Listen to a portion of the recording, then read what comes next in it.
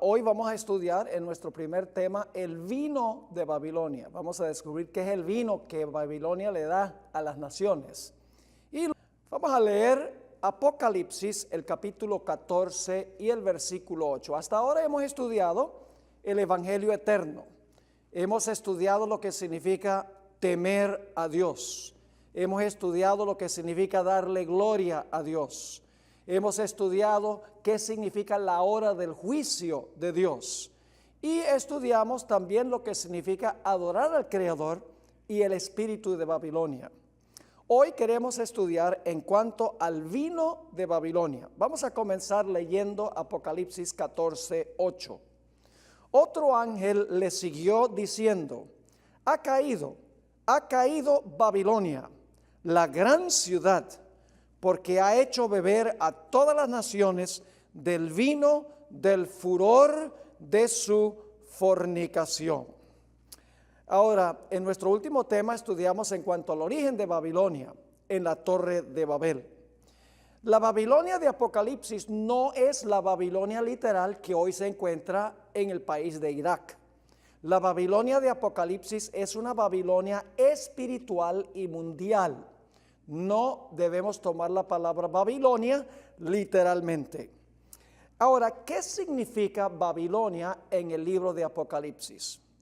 En realidad, cuando examinamos el libro de Apocalipsis, descubrimos que Babilonia al final del tiempo se compone de una coalición o una confederación de tres poderes unidos contra el pueblo de Dios. Vamos a Apocalipsis 16, estamos en la página 96 de nuestro manual, Apocalipsis 16, y vamos a leer los versículos 13, 14 y 19. Dice: y vi salir de la boca del dragón, ahí está el primer poder, y de la boca de la bestia, segundo poder, y de la boca del falso profeta, tercer poder, tres espíritus inmundos a manera de ranas, pues son espíritus de demonios que hacen señales y van a los reyes de la tierra en todo el mundo para reunirlos a la batalla de aquel gran día del Dios Todopoderoso. ¿Cuál es el propósito de esta triple alianza, dragón, bestia y falso profeta? Es reunir a los reyes de la tierra y todo el mundo para la batalla final contra Dios. Ahora, notemos el versículo 19. Dice: y la gran ciudad, ¿cuál es la gran ciudad? Babilonia. La gran ciudad fue dividida en ¿cuántas partes? En tres partes. Y las ciudades de las naciones cayeron, y la gran Babilonia vino en memoria delante de Dios para darle el cáliz del vino del ardor de su ira.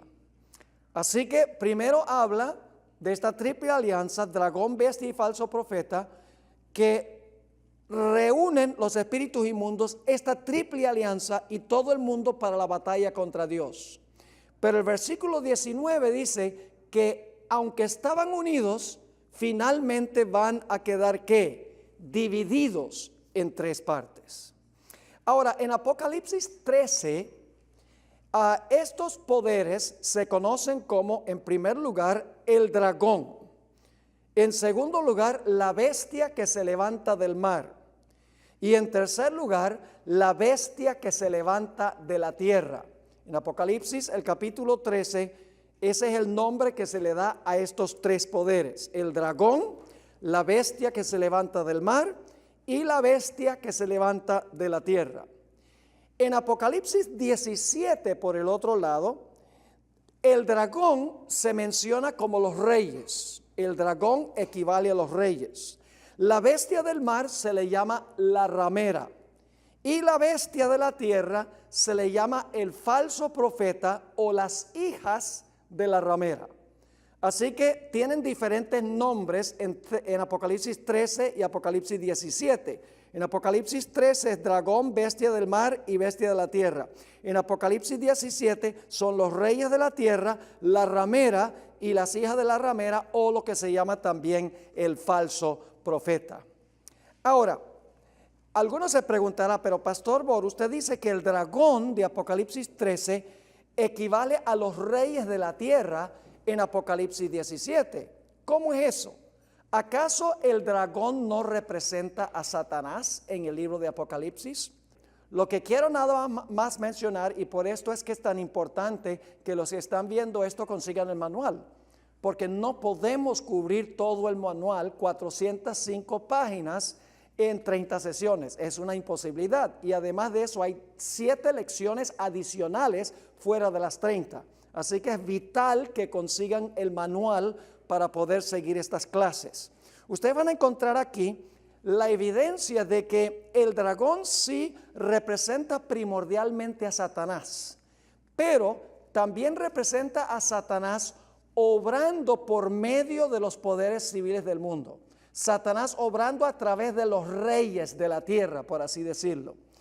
Y les doy nada más una referencia a esto.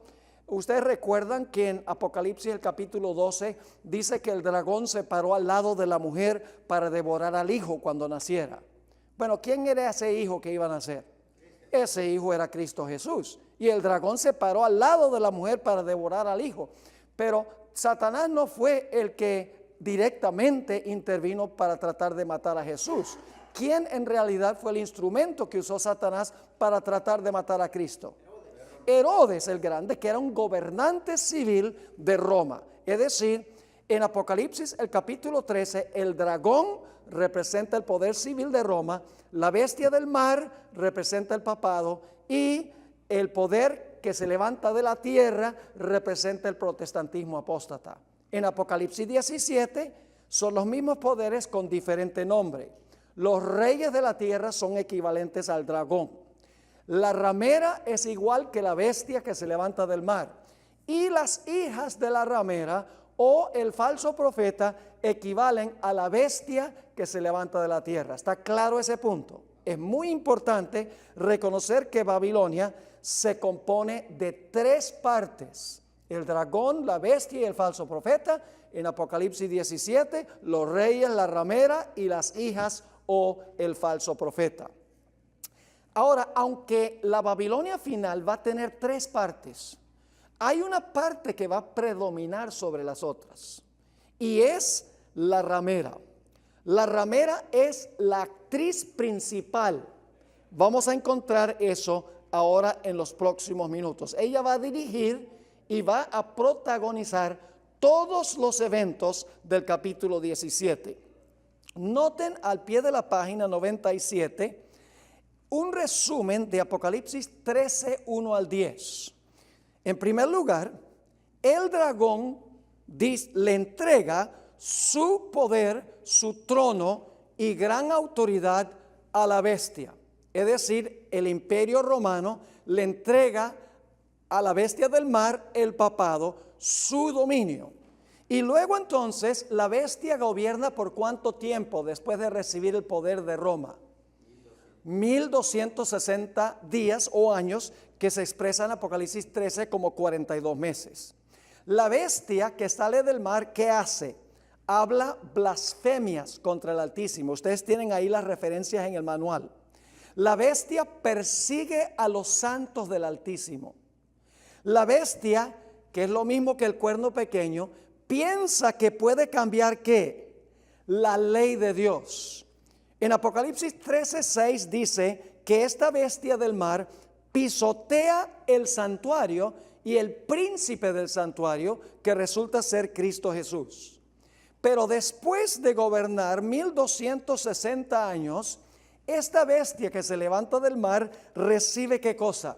Recibe una herida mortal y queda, por así decirlo, por un tiempo en el hospital, fuera de comisión.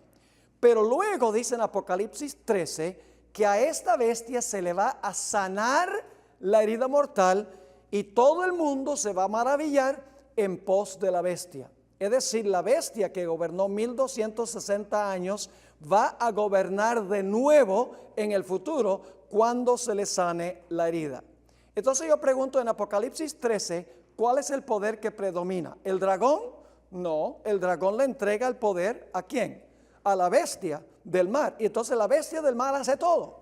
La bestia del mar como hemos visto, reina 42 meses, habla blasfemias, persigue a los santos, piensa que puede cambiar la ley de Dios, pisotea el santuario. Todo se centra ¿en quién? En la bestia. Lo mismo podríamos decir de la bestia que se levanta de la tierra. Cuando la primera bestia recibe su herida mortal, se levanta una bestia de la tierra. Pero esa bestia de la tierra, si ustedes leen con cuidado, tiene una sola función. Y es actuar para devolverle a la primera bestia el poder que la primera bestia perdió. Es decir, que la segunda bestia no es el centro de atracción. El centro de atracción es la primera bestia y la segunda bestia le ayuda a la primera a recuperar su poder. Nuevamente está en el centro la primera bestia y la recuperación del poder. Y usted dice, pastor, ¿cómo sabe que la bestia de la tierra existe meramente para devolverle el poder a la primera bestia o al poder papal? Si ustedes notan, van a darse cuenta que la bestia de la tierra ejerce toda la autoridad ¿de quién? De la primera bestia. La bestia de la tierra obligará a todo el mundo a adorar ¿a quién? A la primera bestia. Lo que hace esta bestia de la tierra lo hace ¿en qué? En presencia de la primera bestia. Y algunas versiones traducen en favor de la primera bestia. Esta bestia de la tierra hace una imagen de la primera bestia. La imagen es en honor a la primera bestia. Además de eso, impone la marca de la primera bestia. ¿Cuál es la función de esta bestia que se levanta de la tierra? Devolverle a la primera bestia el dominio que perdió. Entonces, ¿quién está en el centro aquí? ¿La bestia de la tierra o la bestia que va a recuperar su poder? La bestia que va a recuperar su poder. Es decir, la bestia de la tierra es un instrumento en las manos ¿de quién? Un instrumento en las manos de la bestia que se levantó del mar. Ahora, vamos a Apocalipsis, el capítulo 17, y vamos a ver otra vez lo mismo. Hay una triple alianza, pero en vez de llamarse dragón, bestia y falso profeta o bestia de la tierra, la nomenclatura es dragón, ramera y falso profeta o hijas de la ramera. Vamos a leer Apocalipsis 17, 1 al 6. ¿Quién es la actriz principal en estos versículos de Apocalipsis 17? ¿Los reyes? No. ¿Las aguas? No. ¿Las hijas? No. ¿Quién está en el centro? La ramera o la bestia que ya vimos. Noten lo que dice Apocalipsis 17, 1 al 6. Ella está haciendo todo.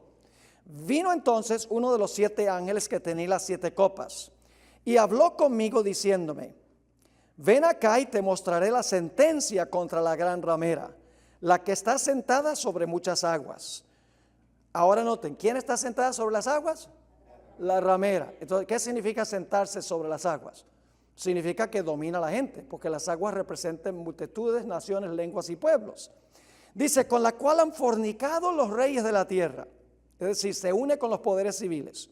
Y los moradores de la tierra se han embriagado con el vino de su fornicación. ¿Quién da el vino? La ramera. ¿Quién se une con los reyes? La ramera. ¿Quién domina sobre las muchedumbres? La ramera. Sigue diciendo en el versículo 3, me llevó en el espíritu al desierto y vi una mujer sentada sobre una bestia escarlata, llena de nombres de blasfemia, que tenía 7 cabezas y 10 cuernos. Y la mujer estaba vestida de púrpura y escarlata y adornada de oro, de piedras preciosas y de perlas. Y tenía en la mano un cáliz de oro lleno de ¿qué? Muy importante este detalle.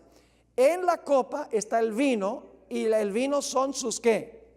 Sus abominaciones. El vino es lo mismo que las abominaciones. Así que dice nuevamente en el versículo 4, la mujer estaba vestida de púrpura y escarlata y adornada de oro, de piedras preciosas y de perlas, y tenía en la mano un cáliz de oro lleno de abominaciones y de la inmundicia de su fornicación. Y en su frente un nombre escrito, un misterio, Babilonia la grande, la que, la madre, ¿tiene hijas entonces? Yo no conozco ni una sola madre que no tenga hijas, porque son rameras.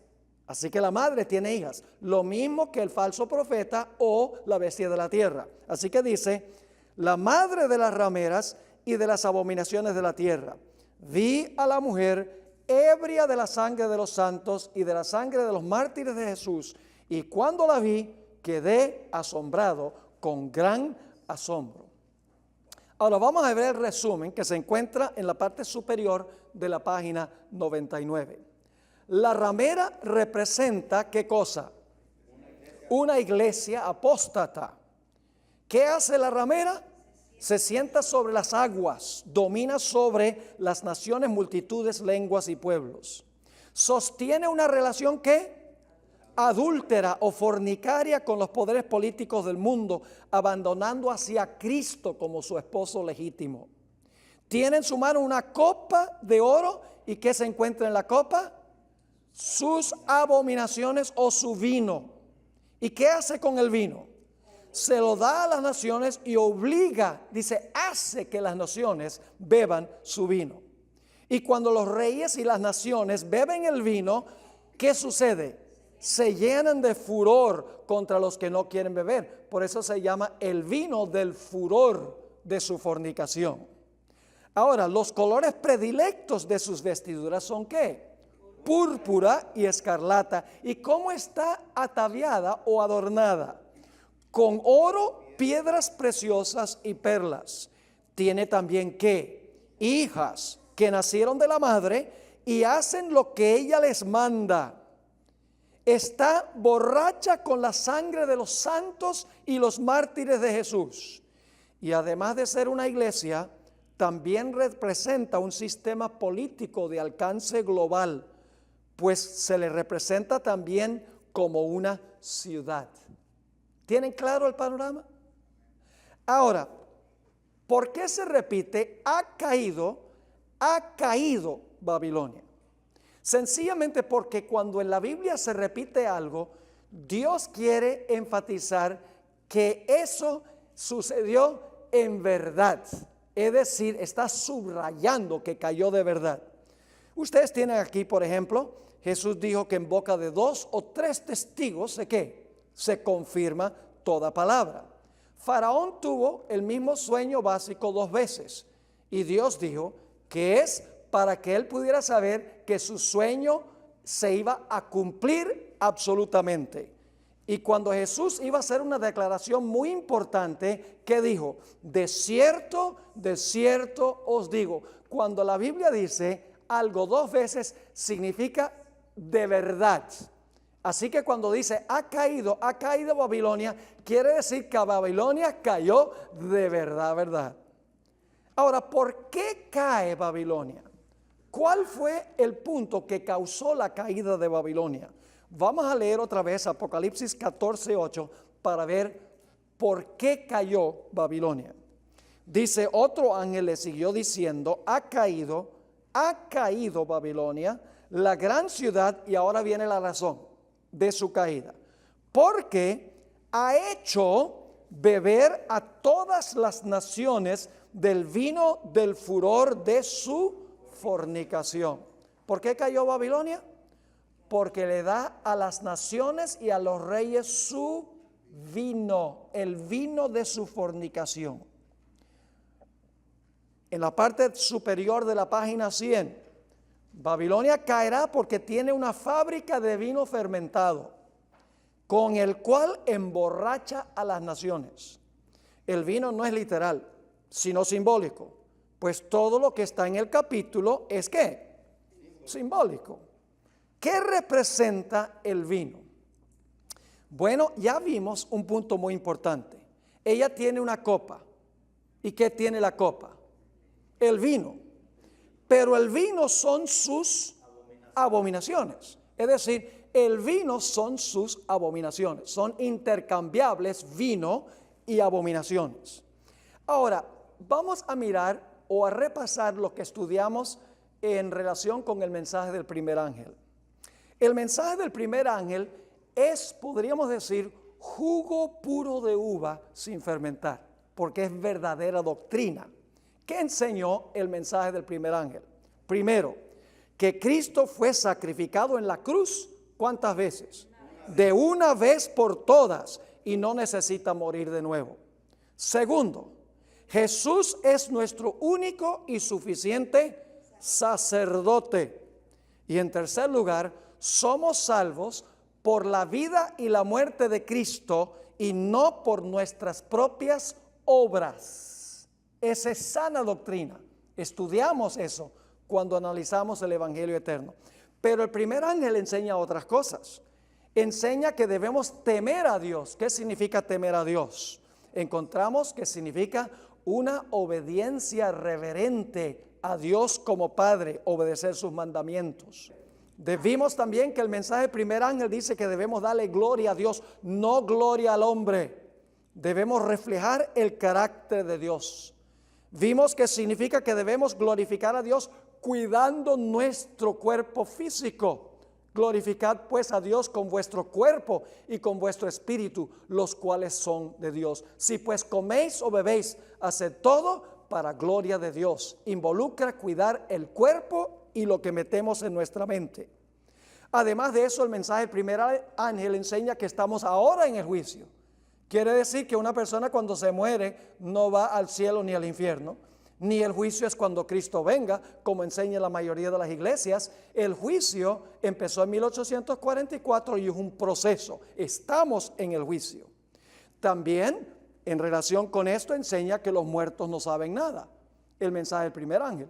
Porque si el juicio comienza en 1844, entonces nadie fue al cielo ni al infierno cuando se murieron. Están reposando en el sepulcro hasta que aparezca su nombre en el juicio. ¿Están conmigo? Y el mensaje del primer ángel también nos enseña que debemos honrar al Creador. ¿Y cuál es la señal del Creador?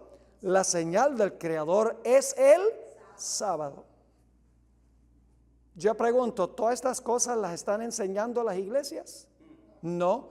¿Enseñan que debemos guardar los mandamientos? No, dicen, no, fueron clavados en la cruz. ¿Enseñan que debemos cuidar nuestro cuerpo, cuidar lo que metemos? No, dicen, no, tú puedes comerte la chuleta de cochino si quieres, no te va a hacer daño, porque la oración lo purifica. ¿Enseñan que estamos ahora en juicio? No. ¿Enseñan que los muertos están muertos? No, dicen que el alma sale volando al cielo o al infierno. ¿Enseñan que debemos guardar el sábado? No. Es decir, el primer ángel tiene el vino sin fermentar, el jugo de uva sin fermentar, puro, que da salud. Pero Babilonia tiene un vino de falsa doctrina. Es decir, Babilonia cayó porque en vez de beber el vino de la sana doctrina del mensaje del primer ángel, en realidad tiene vino fermentado o adulterado que representa falsa doctrina. Vamos a leer una cita que encontramos en la página 101,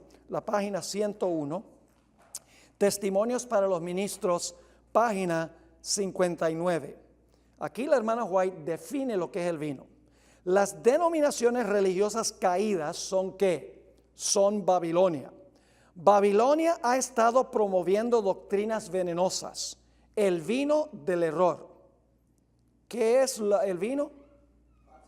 Doctrinas venenosas. Este vino de error se compone de falsas doctrinas, tales como la inmortalidad del alma, el tormento eterno de los malos, la negación de la preexistencia de Cristo antes de su nacimiento en Belén, y el defender y exaltar el primer día de la semana por encima del día santo de Dios. Estos errores y otros similares son presentados al mundo por las diversas iglesias. Y así se cumple el pasaje que dice, porque todas las gentes han bebido del vino del furor de su fornicación. Un furor es lo que producen falsas doctrinas.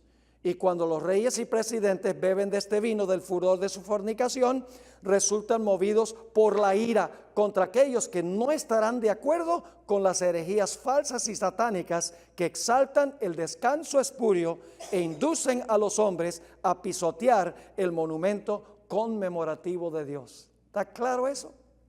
Ahora necesitamos ir a la Biblia para ver si lo que dice el Espíritu de Profecía es cierto y correcto, que el vino representa herejías y falsas doctrinas. Vamos a ver qué es lo que dice la Biblia que es abominación. La Biblia define la abominación como muchas cosas distintas. No vamos a poder leer todos los versículos de las siguientes páginas. Solamente les voy a leer 1 o 2 textos para cada clasificación. La Biblia nos dice que confeccionar ídolos e inclinarnos ante esos ídolos es abominación. Y abominación y vino son intercambiables, según vimos. Vamos a pasar por alto Éxodo 24 al 6 y vamos a Deuteronomio 7 y el versículo 25 y 26. Las esculturas de sus dioses, Dios le está diciendo a Israel, las esculturas de sus dioses, ¿qué harás? Las quemarás en el fuego. No codiciarás plata ni oro de ellos para tomarlo para ti, para que no tropieces en ello, pues es ¿qué cosa?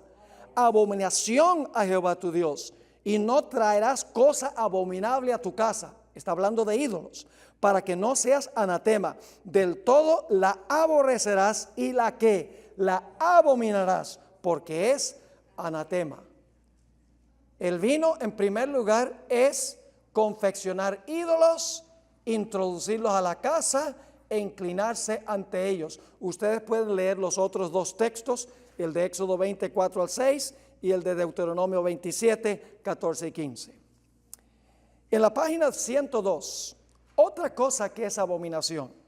Deuteronomio 18, 9 al 12. Practicar cosas ocultas, es decir, el ocultismo es abominación. Y todas las prácticas ocultistas se basan en la teoría de la inmortalidad del alma. Fíjense lo que dice esto. Cuando entres a la tierra que Jehová tu Dios te da, no aprenderás a hacer según las abominaciones. ¿Según las qué? Las abominaciones de aquellas naciones. No sea hallado en ti quien haga pasar a su hijo o su hija por el fuego, ni que practique adivinación, ni agorero, ni sortílego, ni hechicero, ni encantador, ni adivino. La palabra divino se traduce en inglés medium. ¿Sabe lo que hace un medium? Es un individuo que pretende poder comunicarse con los muertos. Sigue diciendo, ni mago, ni quien consulte a los muertos. Yo pregunto, ¿la iglesia romana dice que debemos orarle a los santos que murieron? ¿Sí? ¿Dice que debemos orar por los muertos? Sí, Señor.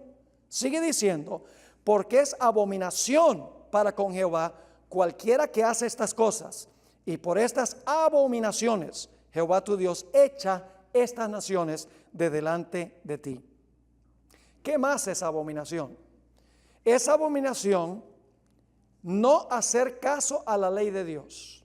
Dice en Proverbios 28, 9, el que aparta su oído para no oír la ley, su oración también es abominable. La iglesia romana enseña que no es necesario guardar uno de los mandamientos de la ley de Dios, el sábado. Sí, Señor. La iglesia romana dice que está bien tener ídolos e inclinarse ante los ídolos. Eso es abominación, según dice aquí. Ahora, por el otro lado, es abominación cuando se enseña que una persona puede salvarse por sus propias obras. Dice en Lucas 16, 15, está hablando Jesús, entonces les dijo, vosotros sois los que os justificáis a vosotros mismos delante de los hombres, mas Dios conoce vuestros corazones, porque lo que los hombres tienen por sublime, que son los que creen que se pueden justificar a sí mismos, delante de Dios es abominación. Yo creo que la iglesia romana enseña que podemos salvarnos por nuestras propias obras, peregrinajes, penitencias, etcétera, indulgencias, como no que sí, a través de su historia. Noten lo que dice el Espíritu de Profecía en el Conflicto de los Siglos, página, no tengo la página aquí, pero es la página 629 del Conflicto de los Siglos. Dice, un estudio de la Biblia hecho con oración mostraría a los protestantes el verdadero carácter del papado y se lo haría aborrecer y rehuir. Pero muchos son tan sabios en su propia opinión que no sienten ninguna necesidad de buscar humildemente a Dios para ser conducidos a la verdad. Aunque se enorgullecen de su ilustración, desconocen tanto las Sagradas Escrituras como el poder de Dios. Necesitan algo para calmar sus conciencias y buscan lo que es menos espiritual y humillante. Lo que desean es un modo de olvidar a Dios, pero que parezca recordarlo. Qué interesante lo que quiere la gente, ¿verdad? Dice ella, un modo de olvidar a Dios, pero que parezca recordarlo. Ahora fíjense esto. El papado responde perfectamente a las necesidades de todas esas personas. Es adecuado a dos clases de seres humanos que abarcan casi a todo el mundo. El papado, ¿qué hace? Complace a dos clases de personas: los que quisieran salvarse por sus méritos y los que quisieran salvarse en sus pecados. Tal es el secreto de su poder. Así que el papado enseña dos cosas: que puedes salvarte por tus obras, pero por el otro lado dice, puedes salvarte en tus pecados, con tal que le confieses el pecado al sacerdote, no hay ningún problema, tú puedes seguir pecando. ¿Están entendiendo lo que es abominación? Además de eso, fornicación es abominación. Yo pregunto, ¿la ramera fornica con los reyes de la tierra? Sí. Noten lo que dice Jeremías 13, 26 y 27. Yo pues descubriré también tus faldas delante de tu rostro. De eso le está hablando su propio pueblo. Y se manifestará tu ignominia, tus adulterios, tus relinchos, la maldad de tu ¿qué? De tu fornicación sobre los collados. En el campo vi tus abominaciones. Ay de ti, Jerusalén, ¿no serás al fin limpia? ¿Cuánto tardarás tú en purificarte? Así que Dios está hablando a los que profesaban ser su propio pueblo, porque se entremezclaban con las prácticas de las naciones paganas y se entrelazaban con ellas. Dice aquí que estaba cometiendo fornicación, que aquí dice que eran abominaciones. ¿Saben qué más es abominación? Derramar sangre inocente. ¿La ramera derramó sangre inocente en su carrera? ¿Va a volver a derramar sangre inocente? Sí, la ramera derrama la sangre de los santos. Noten lo que dice Ezequiel, el capítulo 22 y el versículo 2. Solamente vamos a leer este versículo de los tres que están bajo esta clasificación. Dice, tú, hijo de hombre, no juzgarás tú a la ciudad, ¿qué cosa? Derramadora de sangre, y le mostrarás todas sus abominaciones. Es decir, derramar sangre inocente es abominación. Ahora, hay otro texto, dije que solamente iba a leer uno, pero este hay que leerlo también. Proverbios 6, 16 al 19. 6 cosas aborrece Jehová, y aún 7, ¿qué cosa? Abomina, que es abominación para su alma. Los ojos altivos, la lengua mentirosa, ¿qué más? Las manos derramadoras de sangre, el corazón que maquina pensamientos inicuos, los pies presurosos para correr al mal, el testigo falso que habla mentiras y el que siembra discordia entre hermanos. Fíjese que una de las cosas en la lista es derramadoras de ¿qué? De sangre inocente. ¿Qué más es abominación según la Biblia? La hermana White dice que son falsas doctrinas, y estamos viendo que la Biblia dice precisamente lo que dice el Espíritu de Profecía. La homosexualidad es abominación. La iglesia romana en años recientes ha tenido mucho escándalo con asunto de relación de sacerdotes con muchachitos. Sí, señor. Fíjense lo que dice Levítico 18:2. No te echarás con varón como una mujer. Es abominación. Ahora, ¿saben ustedes cuál es la abominación más grande según la Biblia?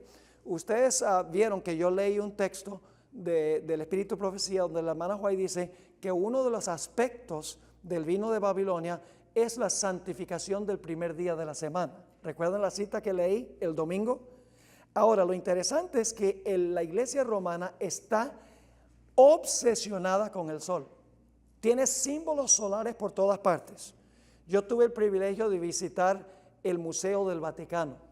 Es increíble la cantidad de veces que aparecen rayos solares en los cálices, en las ventanas, en los altares, en las vestiduras sacerdotales, en las imágenes.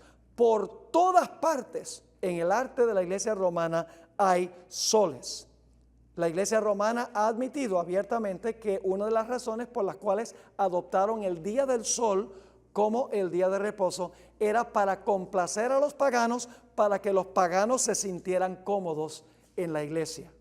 La Biblia habla de la adoración al sol como una abominación. Y ustedes dirán, bueno, pero la iglesia romana no adora al sol. Ya vamos a llegar a eso. Ezequiel 8, 16 y 17. Ezequiel 8, 16 y 17. Esta es la abominación más grande que estaba cometiendo Israel, el profeso pueblo de Dios. Y me llevó al atrio de adentro de la casa de Jehová. Y he aquí junto a la entrada del templo de Jehová, entre la entrada y el altar, como 25 varones, sus espadas vueltas al templo de Jehová y sus rostros hacia el oriente, y adoraban ¿qué? Al sol, postrándose hacia el oriente. Y me dijo, ¿no has visto, hijo del hombre? ¿Es cosa liviana para la casa de Judá hacer las qué? ¿Adorar al sol es abominación? Sí, las abominaciones que hacen aquí, después que han llenado de maldad la tierra, se volvieron a mí para irritarme. He aquí que aplican el ramo a sus narices. Y algunos dirán, pero pastor Bor, no es lo mismo adorar al sol que adorar en el día del sol. Y yo sostengo que es lo mismo en principio. Les explico de esta manera. ¿Quién creó el sol? ¿Lo creó como un objeto para la adoración? ¿Qué pasa si usted lo convierte en un objeto de adoración? ¿Cómo se llama eso? Idolatría. ¿Quién hizo el primer día de la semana? Dios. ¿Lo hizo para la adoración? No, lo hizo para trabajar, según el cuarto mandamiento. ¿Qué sucede si usted lo convierte en un día de adoración? Eso es idolatría. Cualquier cosa que el hombre hace santo, cualquier cosa que el hombre crea para la adoración, es idolatría. Así que la iglesia romana, al enseñar que el domingo es el día de reposo, está practicando idolatría, porque es un día que ha sido santificado por el hombre y dice que lo debe venerar el hombre como si Dios lo hubiera hecho, pero es un sábado creado por manos humanas, no es un sábado creado por Dios. Ahora fíjense lo que dice el Espíritu de Profecía en esta cita significativa del conflicto de los siglos 4:39 y 4:40. Aquí explica clarito lo que es el vino. Ya lo vimos en la Biblia, pero ella va a explicar por qué el mundo está tan engañado. Dice, cuando se levantan maestros verdaderos para explicar la palabra de Dios, se levantan también hombres de saber, ministros que profesan comprender las sagradas escrituras para denunciar la ¿qué? La sana doctrina como si fuera herejía, alejando así a los que buscan la verdad. Si el mundo no estuviese fatalmente embriagado con el vino de Babilonia, multitudes se convencerían y se convertirían por medio del conocimiento de las verdades claras y penetrantes de la palabra de Dios. Pero la fe religiosa aparece tan confusa. ¿Qué significa la palabra Babilonia? Confusión. Dice, pero la fe religiosa aparece tan confusa y discordante que el pueblo no sabe qué creer ni qué aceptar como verdad. La iglesia es responsable del pecado de la impenitencia del mundo. ¡Wow! ¡Qué cita extraordinaria! Ahora, ¿cuáles son algunas de las doctrinas que tiene la iglesia romana, la ramera o la bestia que se levanta del mar? Y esto lo vamos a estudiar en nuestro último tema de la sesión de hoy, cuando estudiemos la gran cadena profética. ¿Cuáles son algunas de las doctrinas que tiene la iglesia romana que no tienen ningún fundamento en la palabra de Dios? Aquí encuentran una lista, la voy a mencionar rápido, en la página 10, al pie de la página. El domingo como día de reposo. La unión de la iglesia con el Estado. Jesús dijo, dad a César lo que es de César y a Dios lo que es de Dios. No lo mezcles. El bautismo de bebés o de infantes. La cuaresma. La canonización de los santos. ¿A dónde dice la Biblia que debemos canonizar un santo que mucho después que muere? En ninguna parte. La oración a los difuntos. La oración por los difuntos. El encender velas. El quemar incienso. El rociar agua bendita. El uso de vestiduras sacerdotales, la confesión auricular a un sacerdote humano, el sacrificio de la misa, el crear e inclinarse ante las imágenes, la práctica de persinarse, el rosario. ¿Dónde habla la Biblia de que debemos orar el rosario? Con pepitas. En ninguna parte. El celibato del sacerdocio, que ha causado serios problemas para la iglesia romana. El purgatorio, los conventos y los monasterios, la Inmaculada Concepción, la Asunción de María, y podría continuar la lista. Es una lista parcial de doctrinas de la iglesia romana, prácticas de la iglesia romana que no tienen ni un ápice de fundamento en la palabra de Dios, tradiciones humanas. Vimos en nuestro último estudio que Babilonia se caracteriza por centrarse en ¿quién? En el hombre, en la grandeza del hombre, en las tradiciones del hombre, en las doctrinas del hombre, contrario a lo que dice Dios en su santa palabra. Pero Dios dice que en los últimos días habrá un grupo de personas que no van a practicar las abominaciones que está practicando Babilonia. ¿Recuerdan que les leí en Ezequiel el capítulo 8 que los líderes estaban inclinados, estaban adorando al sol hacia el oriente? No todo el mundo estaba practicando esa abominación y las otras abominaciones. Por eso Dios mandó a poner una marca en la frente de todos los que clamaban y gemían por las abominaciones que se estaban cometiendo entre los que profesaban ser pueblo de Dios. Noten Ezequiel el capítulo 9 y el versículo 4, Ezequiel 9:4. Antes de que sean destruidos los que están practicando las abominaciones, Dios dice, es necesario marcar a los fieles. Yo pregunto, ¿en Apocalipsis hay algo semejante? Aquellos que no practican las abominaciones de Babilonia, se va a colocar una señal en la frente, un sello en la frente, para que no sean destruidos con los que practican las abominaciones. En Apocalipsis, de aquí es que viene, Ezequiel 9:4. Y le dijo, pasa por en medio de la ciudad, por en medio de Jerusalén, los que profesaban ser pueblo de Dios, y ponles una señal, ¿dónde? En la frente a los hombres que gimen y que claman a causa de todas las abominaciones que se hacen en medio de ella. Y los que recibieron el sello, cuando la ciudad fue destruida por Nabucodonosor, ni uno solo pereció, porque tenía la señal de protección. ¿Saben por qué la ciudad de Jerusalén fue destruida? Porque no guardaban el sábado, porque estaban adorando al sol. Y ustedes dicen, ¿dónde dice la Biblia eso? Jeremías 17:27. Pero si no me oyereis, para santificar el día de reposo y para no traer carga ni meterla por las puertas de Jerusalén en el día de reposo, yo haré ¿qué? Yo haré descender fuego en sus puertas y consumirá los palacios de Jerusalén y no se apagará. Y eso es precisamente lo que sucedió con la ciudad de Jerusalén. Pero los que tenían la marca no perecieron en la destrucción de la ciudad. En Apocalipsis, los que no practican las abominaciones de Babilonia serán protegidos por Dios. Ahora, ustedes notan que el vino se le llama el vino del furor de su fornicación. ¿Qué hace Babilonia con los que no quieren tomarse el vino? Se enfurece contra ellos. Jeremías 51:7 dice, copa de oro fue Babilonia en la mano de Jehová, que embriagó a toda la tierra. De su vino bebieron los pueblos. ¿Y qué pasó cuando los pueblos bebieron el vino? Se aturdieron, por tanto, las naciones. La ramera y sus hijas han convertido en alcohólicos a todas las naciones. Y están tan adictas las naciones que les resulta imposible o casi imposible comprender y aceptar la verdad para este tiempo. El alcohol espiritual aturde sus sensibilidades espirituales. Es imposible, como ustedes saben, razonar con un borracho, pues cree que lo sabe todo y está dispuesto a defender su punto de vista por absurdo que sea. Eso es cierto cuando uno trabaja con personas a veces de otras iglesias.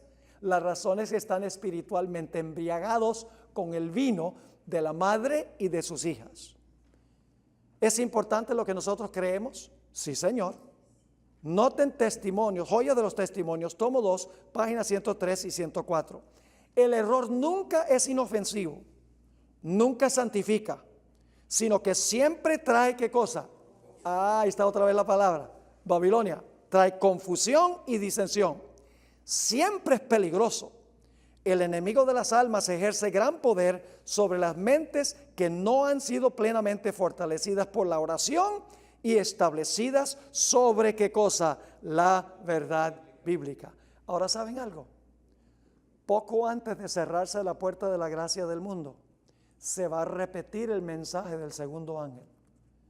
Va a ser un una advertencia poderosa para aquellos que están en Babilonia, que salgan de allí antes que caigan las 7 postreras plagas. Ahora, si Dios va a advertirle a la gente que salga de Babilonia antes que vengan las plagas, pues tiene que estar vivos cuando las plagas van a caer. ¿Están conmigo o no? Tiene que ser al puro fin de la historia. Noten Apocalipsis 18 y el versículo 1 al 5. Esto se conoce como el fuerte clamor. Después de esto vi otro ángel descender del cielo con gran autoridad, y la tierra fue alumbrada con su gloria, y clamó con voz potente. Esto intensifica el mensaje del segundo ángel, ¿verdad? Porque las expresiones son mucho más fuertes. Ha caído la gran Babilonia. Y fíjense que Babilonia ha empeorado desde la primera vez que se proclamó el mensaje. Dice, y se ha hecho habitación de demonios, y guarida de todo espíritu inmundo, y albergue de toda ave inmunda y aborrecible. Las aves representan espíritus malignos. ¿Recuerdan en la parábola del sembrador, donde Jesús dijo que a veces la semilla cae en el camino y vienen las aves y recogen la semilla? Y luego dice, el diablo y sus ángeles son los que quitan la semilla de la verdad. Versículo 3. ¿Por qué Babilonia se convirtió en esto? ¿Por qué está llena de demonios al final de la historia? Porque todas las naciones han bebido del vino del furor de su fornicación, y los reyes de la tierra han fornicado con ella, y los mercaderes de la tierra se han enriquecido de la potencia de sus deleites. Y oí otra voz del cielo que decía, ahora fíjense qué dice Dios, antes que vengan las plagas y la destrucción, dice, salid de ella, pueblo mío. ¿Tiene Dios pueblo fiel en todas las iglesias? Cuando escuchen este mensaje, ¿van a salir? Sí van a salir. Así que dice, salid de ella, pueblo mío, para que no seáis partícipe de sus pecados, ni recibáis parte de sus plagas, porque sus pecados han llegado hasta el cielo, y Dios se ha acordado de sus maldades. Ahora, Dios da una recomendación a los reyes de la tierra. Ojalá que yo pudiera, de alguna manera, y por la televisión tal vez es por lo menos parcialmente posible, reunir a todos los reyes de la tierra para advertirles a que no beban el vino de la ramera. Porque ahorita los reyes de la tierra están bebiendo el vino del papado, pero a diestra y a siniestra. Se lo están tomando completico. El asunto de la pobreza, el asunto del cambio climático, el asunto de la inmigración, de que los países ricos le den toda la plata a los países pobres. Las naciones del mundo, los políticos están diciendo eso, pero lo que está detrás de eso es el poder papal, porque esa es la conversación del papado, como vimos en nuestra última presentación. Ojalá escucharan este consejo de Proverbios 31, 4 y 5. No es de los reyes, oh Lemuel, no es de los reyes beber ¿qué? Vino, ni de los príncipes la sidra. ¿Por qué razón no deben beber los reyes de la tierra el vino literal o el vino espiritual de la ramera? ¿Por qué? Sea que bebiendo olviden la ley y perviertan el derecho de todos los afligidos. ¿Es cosa seria el asunto de beber vino los reyes? Sí, porque suceden dos cosas. Lleva a la gente a olvidar la ley y también incapacita a la gente para ayudar a los que son afligidos. Ahora, en la última parte del material, ustedes tienen dos experiencias que voy solamente a resumir o a sintetizar. Tenemos la historia de Nadab y Abiú. Se encuentra en Levítico 10. Dios había mandado que cuando ellos quemaran incienso, debían tomar del fuego que estaba sobre el altar del sacrificio, porque Dios había llovido ese fuego. Era fuego santo. Dios les dijo, no lleven ningún fuego secular con que ustedes cocinan ni nada. Tiene que ser el fuego santo que yo lloví sobre el altar. Pero la historia dice que Nadab y Abiú estaban bebiendo vino, estaban borrachos. Y por lo tanto tomaron fuego extraño. No el fuego santo sino fuego extraño, y se lo ofrecieron a Dios como si fuera santo. Y salió la gloria de Jehová y consumió a Nadab y a Abiú, ahí mismo en el santuario, a donde estaban quemando el incienso con el fuego extraño. Ahora, ¿cuál es la lección? Después que murieron, Dios le dijo al pueblo, específicamente a los sacerdotes, esto se encuentra en el capítulo 10 y los versículos 8 y 9, que los sacerdotes, para poder discernir entre lo santo y lo común, no debían beber vino ni sidra. ¿Por qué Nadab y Abiú ofrecieron fuego común como si fuera santo? Porque se emborracharon con el vino. Yo pregunto, ¿el mundo hoy le está ofreciendo a Dios, le está ofreciendo a Dios un día que Dios no ha santificado como si fuera santo? Si Dios permite eso, tiene que pedirle perdón a Nadab y Abiú. Ahora, la otra historia, y lamentablemente aquí el reloj se paró, pero yo estoy mirando el reloj allá en la pared para más o menos imaginarme cuándo debo terminar. Tenemos la otra historia, que es la historia de el banquete de Belsasar. Ahí está la otra cara de la moneda. El rey Belsasar tomó vasos sagrados y los usó como si fueran comunes. ¿Y qué pasó? Dice que lo hizo bajo el efecto del vino. Dice, cuando tenía el efecto del vino, fue que él dijo, yo puedo tomar los vasos sagrados y usarlos en un sentido común. Yo pregunto, ¿el sábado Dios lo santificó? ¿El mundo religioso se lo está tratando como si fuera un día común? Sí, Señor. Dios no acepta que el mundo guarde un día común que Dios no ha santificado, ni que el mundo santifique un día que Dios no haya santificado. Porque entonces Dios tiene que pedirle perdón a Nadab y Abiú y tiene que pedirle perdón a Belsasar, porque Belsasar fue destruido esa misma noche. Leo como última cita. Elena White, hablando de la experiencia de Nadab y Abiú, escribió, pero este día, que es el domingo, que se exalta tan universalmente, es un sábado espurio, un día común de trabajo. Se acepta en lugar del día que Dios ha bendecido y santificado. Pero el seguro resultado de este curso de acción se deja ver en el castigo que cayó sobre Nadab y Abiú. Fíjense cómo conecta el sábado con la experiencia de Nadab y Abiú. Dios les había mandado a estos sacerdotes suyos que ofrecieran siempre el fuego que él mismo había encendido y que ardía ante él día y noche. Esto debía observarse estrictamente, pero Nadab y Abiú ofrecieron demasiado vino, bebieron demasiado vino, y por eso sus mentes perdieron su agudeza y se confundieron y fueron incapaces de distinguir entre lo que era sagrado y lo que era común. Una de las grandes misiones de nuestra iglesia, hermanos y hermanas, es presentarle estas cosas al mundo para que el mundo se ponga sobrio y pueda entender y aceptar la verdad como se encuentra en la Escritura. Esa es nuestra misión.